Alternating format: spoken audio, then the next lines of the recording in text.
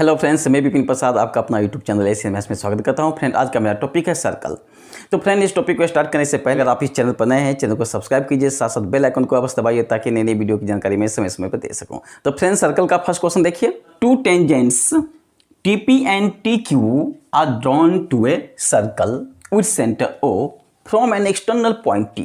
किसी external point T से circle पर दो टेंजेंट ड्रॉ होता है। पहला टेंजेंट TP है और दूसरा टेंजेंट क्या है? TQ है। Prove that angle PTQ equal to angle 2 times angle OPQ। ये आपको प्रूव करना है। तो फ्रेंड्स, सबसे पहले मैं क्या करूंगा, एक आप सर्कल कंस्ट्रक्ट कीजिए और इस सर्कल के बाहर यानी एक्सटर्नल पॉइंट क्या है? T है। यानी इस सर्कल के बाहर कोई पॉइंट लेता हूं मैं T। क्लियर?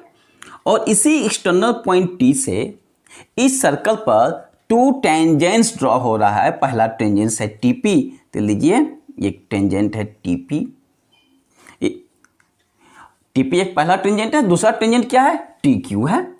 ये दूसरा टेंजेंट है TQ। क्लियर? जो इस पॉइंट पर जाकर मिलता है। एंड इस सर्कल का सेंटर क्या दिया हुआ है? ओरिजिन दिया हुआ है यानी O।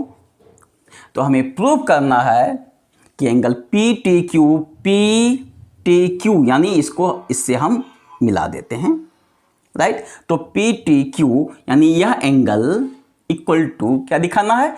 2 times angle OPQ। O और P को पहले ज्वाइन कराइए। लीजिए मैं इसको भी मैं ज्वाइन करा देता हूं। तो OPQ यानी यह एंगल, यानी आपको यह दिखाना है कि यह एंगल इस एंगल का 2 गुना है। Clear friends? तो फ्रेंड्स, लैंग्वेज तो यही आप लिखेंगे। Two tangents TP and TQ are drawn to a circle with centre O from an external point T। We have to prove that, क्या प्रूव करना है? Angle PTQ equal to 2 times angle OPQ। ये language आप लिख दीजिएगा। Friends, सबसे पहले हमें क्या करना है? इसको मैं मान लेता हूं एंगल 1, इसको मैं मान लेता हूं एंगल 2, यहां से यहां तक। इसको मैं मान लेता हूं एंगल 3 और इसको मैं मान लेता हूं एंगल 4, राइट। फ्रेंड्स, चूंकि TP क्या है? टेंजेंट है और OP क्या है? इस टेंजेंट पर परपेंडिकुलर है। क्योंकि since TP is the tangent at the point P,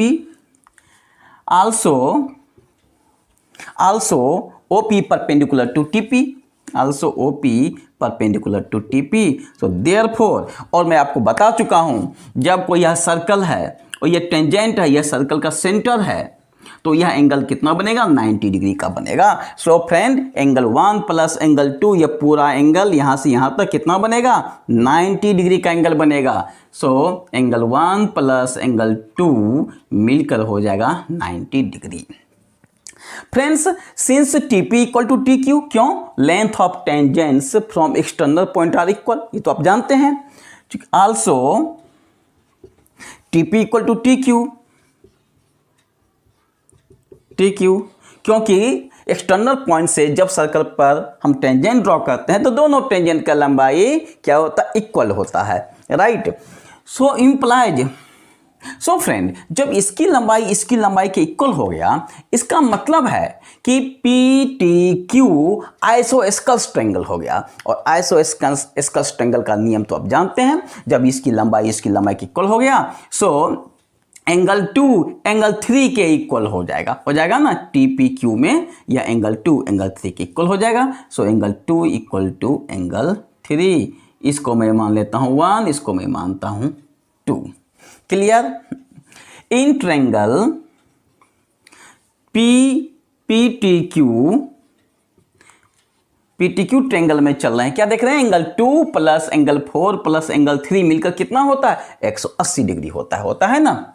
angle 2 plus angle 3 plus angle 4 मिलकर होता है 180 डिग्री। सो फ्रेंड, एंगल 2 प्लस, अब यहां पर ध्यान दीजिए, आप एंगल 3 को क्या लिख सकते हैं? यहां पर दिया हुआ है कि एंगल 2 एंगल 3 के इक्वल है, दिया हुआ है ना। Angle 2 equal to angle 3। So angle 3 का वैल्यू भी यहां होगा एंगल 2, यहां पर रख दीजिए angle 2 plus angle 4 equal to, और 180 को लिख सकते हैं 2 मल्टीप्लाई 90 डिग्री। समझ गए ना? यहां लिखिएगा from 2 so friend angle 2 plus angle 2 कितना हो जाएगा, 2 angle 2 plus angle 4 equal to 2 times और 90 डिग्री का वैल्यू दिया हुआ है कितना, एंगल 1 प्लस एंगल 2, लिख दीजिए एंगल 1 प्लस एंगल 2 बाय 1 से implies 2 angle 2 plus angle 4 equal to 2 को एंगल 1 से मल्टीप्लाई कीजिएगा तो हो जाएगा 2 एंगल 1 प्लस 2 को एंगल 2 से मल्टीप्लाई कीजिएगा तो हो जाएगा 2 एंगल 2। बट फ्रेंड 2 एंगल 2 और 2 एंगल 2 ये कैंसिल हो गया ना। तो देखिए क्या रह जाएगा यहाँ पर, angle 4 equal to 2 times angle 1। और फ्रेंड एंगल 4 का इस एंगल का क्या नाम है, P T Q. So angle 4 के प्लेस पे क्या रखेंगे, P T Q. So angle P T Q equal to 2 times और एंगल 1 का नाम O P Q, angle O P Q. Friends हमें यही तो प्रूव करना है, angle P T Q equal to 2 times angle O P Q. Clear. अब मैं ले चलता हूँ क्वेश्चन नंबर 2 की ओर। Prove that the tangents draw at the ends of a diameter of a circle are equal। कर है कि इसमें कि सर्कल का जो डायमीटर है, क्लियर है कि सर्कल का डायमीटर का जो एंड पॉइंट्स है, उस सर्कल के डायमीटर के एंड पॉइंट से 2 टेंजेंट ड्रॉ करेंगे और आपको यह दिखाना होगा कि दोनों टेंजेंट आपस में पैरेलल होगा। यही तो हमें प्रूव करना है। क्लियर फ्रेंड्स, क्वेश्चन तो समझ गए होंगे। तो इसका पहले फिगर देखिए, ये सर्कल है और एक मैं डायमीटर ड्रॉ करता हूँ सर्कल का, यानी ए बी सर्कल का डायमीटर है।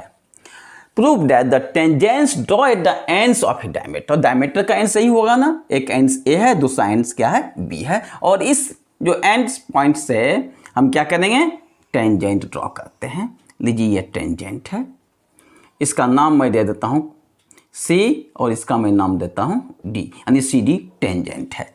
एंड इस सर्कल का दूसरा, इस सर्कल के जो डायमीटर है उसका दूसरा एंड पॉइंट क्या है, B है, और इस पॉइंट से भी हम टेंजेंट ड्रॉ करते हैं। क्वेश्चन में वही कह रहा है, tangents draw at the ends of A diameter of a circle, इसलिए मैं टेंजेंट ड्रॉ कर रहा हूँ। इस टेंजेंट का नाम देता हूँ मैं EF। तो ये सर्कल का क्या है, यहाँ पर मान लेता हूँ सर्कल का सेंटर है। आपको प्रूफ क्या करना है, we have to prove that, हमें प्रूफ करना है कि सी डी ई एफ के पैरेलल होगा। C D parallel to E F. Proof में देखिए मैं क्या करता हूँ। प्रूफ में since C D is the tangent at the point A, C D is the tangent at the point A, so therefore CD perpendicular to OA, CD perpendicular to OA या OA perpendicular to CD, जो आप कहिए। यहाँ पे angle कितना बनेगा, 90 degree का बनेगा एंगल, चाहे OA perpendicular to CD कहिए या CD perpendicular to OA कहिए, एक ही चीज़ है। जब CD OA पर परपेंडिकुलर है तो यह एंगल कितना बनेगा, 90 डिग्री होगा ना। So angle OAD equal to 90 degree, so implies angle OAD equal to 90 degree. जब OAD 90 degree, so BAD also 90 degree, so implies angle BAD ये भी 90 डिग्री होगा। इसको मैं मान लेता हूँ 1। Also EF is the tangent at the point B, EF is the tangent at the point B। तो देयरफॉर इस कंडीशन में EF परपेंडिकुलर है OB पर, EF परपेंडिकुलर है OB पर, या OB परपेंडिकुलर है EF पर। जब OB EF पर परपेंडिकुलर है तो यह एंगल कितना बनेगा, ये भी 90 डिग्री का बनेगा। सो इम्प्लाइज एंगल OBE ये भी होगा 90 डिग्री। जब एंगल OBE 90 डिग्री, सो friend angle ABE also 90 degree लिख सकते हैं ना, एंगल ABE आल्सो 90 डिग्री। इसको मान लेता हूँ मैं 2। सो फ्रॉम 1 एंड 2 ये भी 90 है, ये भी 90 है, इसलिए यह एंगल इस एंगल के आपस क्या होगा, इक्वल हो जाएगा। So therefore angle BAD equal to angle ABE यानी BAD यह एंगल इस एंगल के इक्वल हो गया। Therefore by alternate interior angle, अब पढ़े होंगे alternate interior angle. So alternate interior angle से क्या हो जाएगा, जब यह एंगल इस एंगल के इक्वल हो गया तो CD EF के पैरेलल हो गया। Therefore CD parallel to EF। Clear friend? So friend, आज का यह वीडियो कैसा लगा? प्लीज़ लाइक से सब्सक्राइब करना नहीं भूलिए। फिर मिलेंगे नए वीडियो के साथ। जय हिंद।